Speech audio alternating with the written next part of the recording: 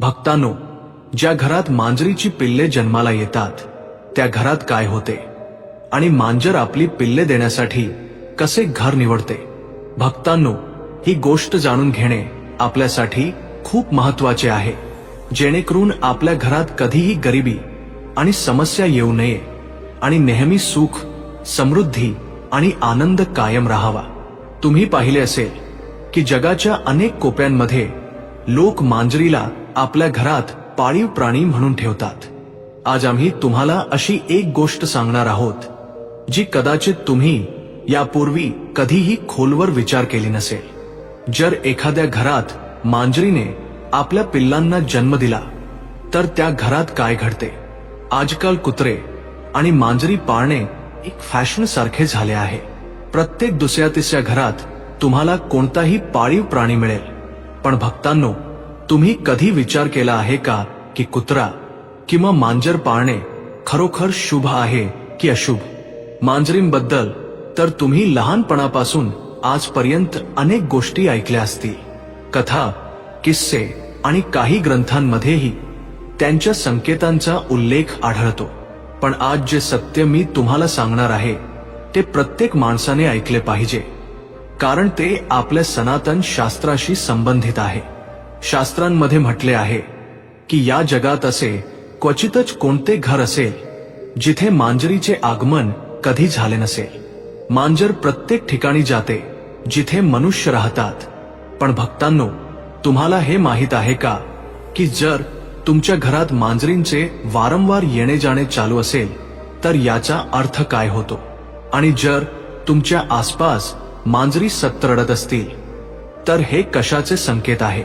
विचार करा, जर मांजर तुमच्या घरात येऊन आपल्या पिल्लांना जन्म देते तर यामागे कोणता अद्भुत संदेश लपलेला आहे?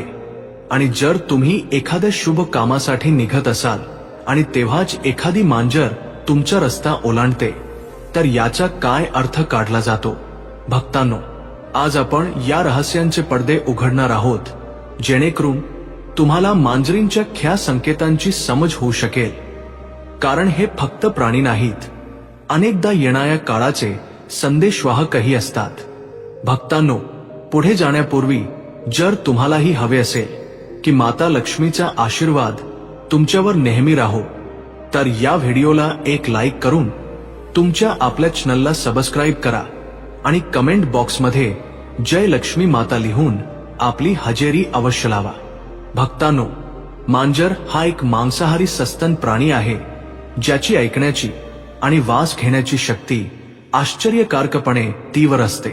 ती इतकी संवेदनशील असते की कमी प्रकाशातही, अगदी रात्रीच्या अंधारातही स्पष्टपणे पाहू शकते। सुमारे 9500 वर्षांपासून मांजर मानवांची सोबती आहे। नैसर्गिकरित्या तिचे आयुष्य सुमारे 15 वर्षांचे असते। आपल्या शास्त्रांमध्ये भगवान श्री हरी विष्णूंनी म्हटले आहे की ज्या घरात मांजर आपल्या मुलांना जन्म देते त्या घरात माता लक्ष्मीचे आगमन होते। पण भक्तांनो, हे किती खरे आहे आणि किती फक्त एक मान्यता? आज आपण याच रहस्यावर बोलणार आहोत। खूप जुनी गोष्ट आहे। प्राचीन काळी एका नगरात एक स्त्री राहत होती। तिला एक मुलगा होता, पण तो मुलगा जन्मापासूनच अपंग होता। तो ना अंथरुणातून उठू शकत होता, ना एक पाऊल चालू शकत होता। त्या आईचे हृदय आपल्या मुलाची अवस्था पाहून नेहमी वेदनेने भरलेले असे। तिला नेहमी ही चिंता सतावत असे की माझ्या या मुलाचे भविष्य काय असेल, त्याचे जीवन कसे जाईल। वेळ गेला आणि दुसऱ्या वर्षी त्या स्त्रीला पुन्हा संतान सुख मिळाले। पण भक्तांनो, नशिबाने तिच्यासोबत आणखी एक वेदनादायक विनोद केला। दुसरा मुलगाही पहिल्यासारखा जन्मापासूनच अपंग होता। तो ना अंथरुणातून उठू शकत होता, ना चालू शकत होता। आता त्या आईची चिंता अनेक पटींनी वाढली होती। दोन्ही मुले लाचार, असहाय्य, आणि ती असहाय्य आई रात्रंदिवस रडत असे, विचार करत असे की यांचा आधार कोण बनेल। मग तिसरे वर्ष आले आणि देवाने तिला तिसरे अपत्य दिले, आणखी एक मुलगा। पण भक्तांनो, यावेळीही तीच कथा पुन्हा घडली। तिसरा मुलगाही पहिल्या 2 मुलांप्रमाणे पूर्णपणे अपंग निघाला। त्याला चालण्याची शक्ती नव्हती, उठण्याची क्षमता नव्हती. तो फक्त अंथरुणावर पडून राहायचा. आता त्या स्त्रीचे हृदय जणू तुटले होते. 3 मुलांची तीच दुःखद अवस्था पाहून तिचे जीवन एका खोल निराशेने ग्रासले होते. ती दररोज देवाला प्रश्न विचारायची, हे देवा, मी असे कोणते पाप केले आहे की माझी सर्व मुले या अवस्थेत जन्माला येत आहेत. भक्तांनो, आता त्या स्त्रीला आणखी जास्त चिंता सतावू लागली की आता मला 3 मुलगे झाले आहेत, पण तिघेही अपंग आहेत. तिघेही चालण्या फिरण्याच्या स्थितीत नाहीत. त्यांचे भविष्य काय असेल? आता त्यांचे पालन पोषण कोण करेल? मी किती दिवस जिवंत राहीन? जोपर्यंत मी जिवंत आहे तोपर्यंत त्यांची काळजी मी घेऊ शकते, पण माझ्या गेल्यानंतर त्यांचे काय होईल? ही चिंता त्या स्त्रीला खात होती. भक्तांनो, आता 4ठे वर्ष लागले. तेव्हा 4थ्या वर्षी त्या स्त्रीला 4था मुलगा झाला. तर भक्तांनो, 4था मुलगाही अपंग झाला. तो 4था मुलगाही त्याच अवस्थेत होता. तोही अंथरुणावरून उभा राहू शकत नव्हता, चालू शकत नव्हता. भक्तांनो, आता त्या स्त्रीची अवस्था आणखीनच खराब होते. आता ती विचार करू लागते की माझ्या गर्भातून नेहमी अपंग मुलगेच जन्माला येतात. कदाचित माझ्या गर्भात काहीतरी दोष असेल. माझा गरॉट खराब आहे. हेच विचार करून ती स्त्री खूप दुःखी होते. आता काही दिवसांनी 5वे वर्ष लागते आणि 5व्या वर्षी त्या स्त्रीला 5वा मुलगा होतो. तर भक्तांनो, 5वा मुलगाही त्यांच्यासारखाच असतो जसे की पहिले 4 मुलगे झाले होते. तो 5वा मुलगाही आपल्या अंथरुणावरून उठू शकत नाही आणि तो चालूही शकत नाही. भक्तांनो, आता ती स्त्री आपली पूर्ण आशा सोडून देते. आधी त्या स्त्रीला अशी आशा होती की एक मुलगा अपंग आहे तर दुसरा मुलगा ठीक असेल. जेव्हा 2 मुलगे अपंग झाले तेव्हा त्या स्त्रीला आशा वाटू लागली की तिसरा तर ठीक होईल. जेव्हा 3 मुलगे अपंग झाले तेव्हा त्या स्त्रीने ही आशा ठेवली की 4था मुलगा माझा ठीक होईल. भक्तांनो, जेव्हा 4था मुलगाही अपंग झाला तेव्हा त्या स्त्रीने मोठ्या कष्टाने एक आशा लावली की कदाचित 5वा मुलगा माझा ठीक होईल. भक्तांनो, जेव्हा 5वा मुलगा देखील अपंग जन्माला येतो तेव्हा ती स्त्री पूर्णपणे आशा सोडून देते आणि विचार करू लागते की कदाचित माझ्या नशिबात हे अपंग मुलगेच लिहिले आहेत किंवा कदाचित माझे गर्भाशयच खराब असेल. हेच विचार करून ती स्त्री खूप दुःखी होते आणि नेहमी घुसमटून जगू लागते. त्या स्त्रीला नेहमी ही चिंता सतावू लागते की माझ्या मृत्यूनंतर या 5 मुलांचे काय होईल? त्यांचे पालन पोषण कोण करेल? ही चिंता त्या स्त्रीला खात होती. ती घुसमटून जगत होती आणि आपल्या मुलांचे रडून रडून पालन पोषण करत होती. भक्तांनो, ती रक्ताचे अश्रू पीत होती, पण तरीही आपल्या मुलांचे चांगले पालन पोषण करत होती. प्रिय भक्तांनो, आता काही काळानंतर त्या स्त्रीच्या घरात एक पांढरी मांजर येते आणि ती मांजर त्या स्त्रीच्या घरात राहू लागते. भक्तांनो, आता काही दिवस ती मांजर त्या स्त्रीच्या घरात राहते आणि काही दिवसांनी ती मांजर आपल्या सुंदर 4 पिलांना जन्म देते. जेव्हा मांजर आपल्या 4 पिलांना जन्म देते तेव्हा भक्तांनो, त्या स्त्रीचे पहिले मूल पूर्णपणे ठीक होते. त्या स्त्रीचे पहिले मूल आपल्या अंथरुणातून उभे राहू लागते आणि आपल्या पायांवर चालूही लागते. भक्तांनो, आता ती स्त्री खूप आनंदी होते आणि खूप खुश होते आणि देवाचे मनापासून आभार मानते. भक्तांनो, आता ती स्त्री त्या मांजरीच्या पिलांना आपल्या जवळच ठेवत असे आणि त्यांचे चांगले पालन पोषण करत असे. भक्तांनो, काही दिवसांनी त्या मांजरीला पुन्हा प्रसूती होते आणि ती मांजर पुन्हा आपल्या 4 पिलांना जन्म देते. तेव्हा त्या स्त्रीचा दुसरा मुलगा ठीक होतो. याच पद्धतीने जेव्हा जेव्हा मांजरीला प्रसूती होत असे तेव्हा तेव्हा त्या स्त्रीचे प्रत्येक मूल ठीक होत असे. अशा प्रकारे त्या महिलेची सर्व मुले बरी होतात आणि भक्तांनो, त्या महिलेच्या घरात इतर कोणत्याही धनाची कमतरता राहत नाही. आपल्या सनातन शास्त्रात असे म्हटले आहे की ज्या घरात मांजर आपल्या मुलांना जन्म देते त्या घरात माता लक्ष्मीचे तीव्र गतीने आगमन होते.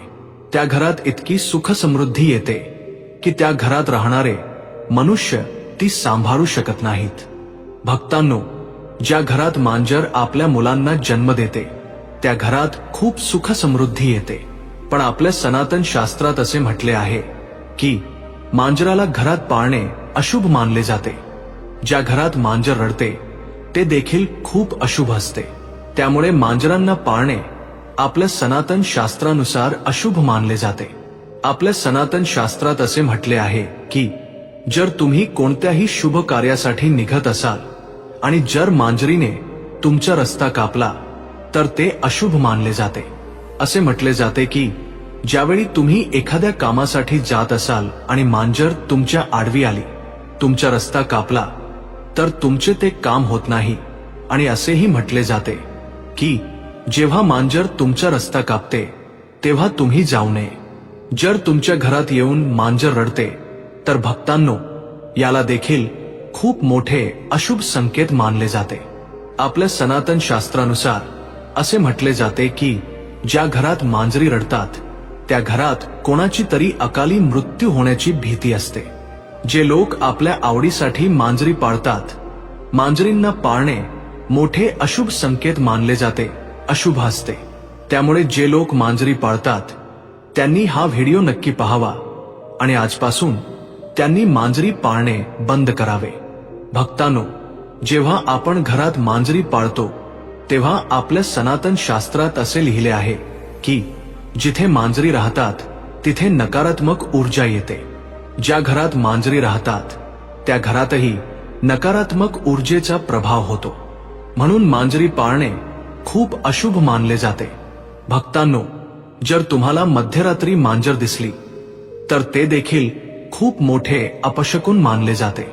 असे म्हटले जाते की ज्या व्यक्तीला मध्यरात्री मांजरी दिसतात, परंतु दुसरे मत असेही आहे की ज्या घरात मांजर आपल्या मुलांना जन्म देते त्या घरात देवी लक्ष्मीचे आगमन होते.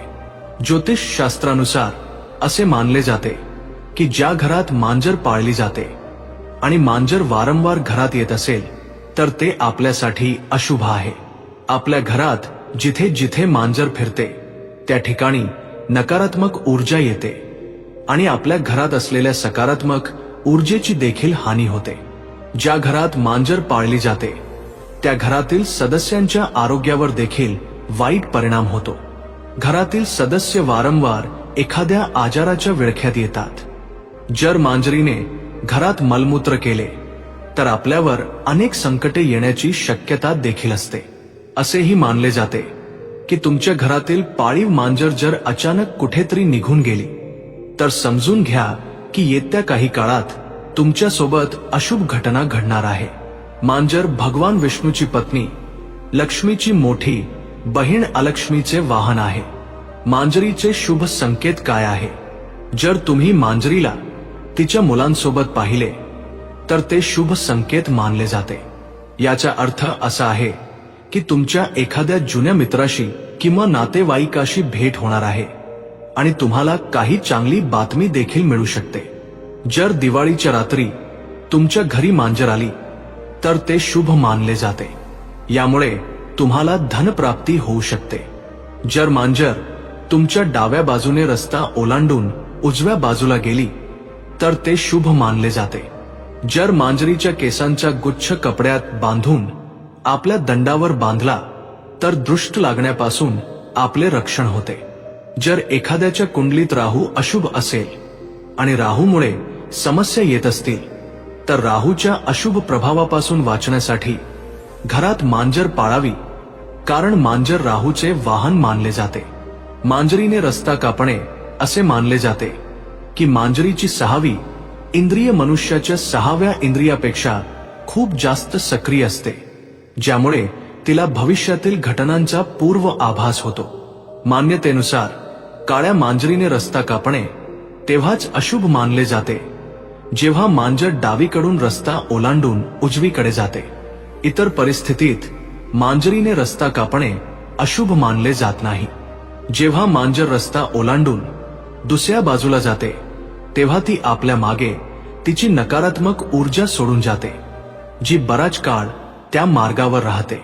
विशेषतः काळ्या मांजरीबद्दल हे मानले जाते. कदाचित प्राचीन काळातील जाणकारांनी म्हणूनच हा अंधविश्वास पसरवला असेल की मांजरीने रस्ता कापल्यास अशुभ होते. मांजरीचे रडणे. मांजरीच्या रडण्याचा आवाज खूपच भयानक असतो. निश्चितच हे ऐकून आपल्या मनात भीती आणि शंकेचा जन्म होतो. असे मानले जाते की जर मांजर घरात येऊन रडू लागली तर घरातील एखाद्या सदस्याच्या मृत्यूची सूचना आहे किंवा कोणती तरी अनपेक्षित घटना घडू शकते. मांजरींचे आपापसात भांडणे. मांजरींचे आपापसात भांडणे हे धनहानी आणि गृहकलहाचे संकेत आहे. जर एखाद्याच्या घरात मांजरी आपापसात भांडत असतील तर असे मानले जाते की लवकरच घरात कलह निर्माण होणार आहे. घरातील भांडणांमुळे पैशांचे नुकसान होते. भक्तांनो, एका क्षणासाठी कल्पना करा की तुम्ही दिवसभर काम करून थकून घरी येता आणि घराच्या दारातून आत पाऊल टाकताच एक मऊ सावली तुमच्या दिशेने शांतपणे येते. तिच्या डोळ्यात चमक, चालण्यात नजाकत आणि शेपटीचे हेलकावे आणि मग हळूच तुमच्या पायांजवळ येऊन घासणे. होय, ही तुमच्या लाडक्या मांजरीची सर्वात अनोखी शैली आहे. याचा अर्थ तुम्ही आलात, मी तुमची वाट पाहत होते. भक्तांनो, हे केवळ एका प्राण्याचे वर्तन नाही तर भावनांनी भरलेले नाते आहे. मांजरी माणसांच्या भावनांना बारकाईने अनुभवतात. जेव्हा तुम्ही त्यांच्याशी बोलता तेव्हा त्या तुमच्या आवाजातील चढउतार समजून घेतात. जेव्हा तुम्ही प्रेमाने त्यांच्या डोक्यावरून हात फिरवता, त्यांच्या पाठीवरून हलकेच हात फिरवता किंवा त्यांच्या हनुवटीखाली बोटे फिरवता, तेव्हा त्यांच्या मनात एक खोल समाधान आणि सुरक्षिततेची भावना निर्माण होते. ज्या मांजरी दिवसभर एकट्या राहतात त्या या आपुलकीसाठी आणखी भुकेल्या असतात. भक्तांनो, तुम्ही माना किंवा न माना, पण तुमच्या परत येण्याच्या प्रतीक्षेत त्यांचा प्रत्येक मिनिट जणू एक तासासारखा असतो. आणि तुम्ही घरी येताच त्यांचे म्याऊ करणे, तुमच्या मागे फिरणे, हे सर्व त्यांचे अनोखे मार्ग आहेत. हे सांगण्याचे की तुमच्याशिवाय माझा दिवस अपूर्ण आहे. आता चला माझ्यासोबत वेळ घालवा. भक्तांनो, लक्षात ठेवा, पाळीव प्राण्यांसाठी तुमचे लक्ष आणि तुमची साथ तितकीच आवश्यक आहे जितकी माणसांसाठी नातेसंबंध आणि प्रेम. त्यांना फक्त अन्न आणि निवारा नको असतो. त्यांना तुमचा स्पर्श, तुमचा वेळ आणि तुमच्या आपुलकी हवी असते. जर तुम्ही त्यांच्याकडे दुर्लक्ष केले तर त्या शांत राहतील, पण त्यांच्या हृदयात एक पोकळी निर्माण होईल. म्हणूनच दररोज तुमच्या पाळीव प्राण्यासोबत चांगला वेळ घालवा. कधी त्यांच्याशी बोला, कधी त्यांच्यासोबत खेळण्यांनी खेळा, कधी त्यांना स्ट्रेच करण्याची संधी द्या आणि कधी फक्त त्यांच्याजवळ बसून त्यांना कुरवाळा. हा वेळ केवळ तुमच्या मांजरीला आनंद देत नाही तर तुम्हालाही एक विचित्र समाधान आणि मानसिक शांती देतो. आणि हो भक्तांनो, जेवणाची वेळ तर मांजरींसाठी एक वेगळाच उत्सव असते. जशी त्यांना भूक लागते त्या त्यांच्या गोड म्याऊ आवाजाने तुम्हाला बोलावतात. स्वयंपाक घराकडे तुमचे एक पाऊलही त्यांच्यासाठी आशेचा किरण बनतो. अनेकदा तर जसे घरातील लोक जेवायला बसतात, मांजरही शांतपणे जवळ येऊन बसते, जणू काही म्हणत असते की मलाही कुटुंबाचा भाग म्हणून लक्षात ठेवा, कारण मीही तुमच्या सोबत या घराच्या आनंदात सहभागी आहे. भक्तांनो, सत्य तर हे आहे की मांजर फक्त पाळीव प्राणी नसते, ती तुमच्या जीवनाचा एक अनमोल भाग असते. त्याच्यासोबत घालवलेले छोटे छोटे क्षण, त्याची खोडकरपणा, त्याची निरागसता आणि त्याचे निस्वार्थ प्रेम तुमच्या घरातील वातावरण आनंद आणि आपुलकीने भरून टाकते. आणि जेव्हा तुम्ही त्याच्या डोळ्यात डोकावता तेव्हा असे वाटते की ती तुमच्या मनातील प्रत्येक गोष्ट शांतपणे समजत आहे. तुमचे दुःख, तुमचा आनंद, अगदी तुमच्या एकाकीपणा देखील. लक्षात ठेवा, मांजरीला दिलेले तुमचे प्रेम कधीही वाया जात नाही. ती दररोज प्रत्येक क्षणी तिच्या पद्धतीने त्याची परतफेड करते. कधी तुमच्या जवळ येऊन शांतपणे बसून, कधी तिच्या म्याऊने आणि कधी फक्त तिच्या नजरेने तुम्हाला हे जाणून देऊन की तुम्ही तिच्यासाठी संपूर्ण जग आहात. भक्तांनो, ही सर्व माहिती जनहित लक्षात घेऊन दिली जात आहे. वास्तुशास्त्राचे उपाय आपल्या श्रद्धा आणि विश्वासावर आजमावा. आमचे चॅनल या व्हिडिओद्वारे कोणत्याही प्रकारचा दावा करत नाही. आजची ही माहिती तुम्हाला आवडली असेल तर या व्हिडिओला एक लाईक करून तुमच्या स्वतःच्या चॅनलला सबस्क्राईब करा आणि बेल नोटिफिकेशन ऑनवर सेट नक्की करा. जय श्री राम.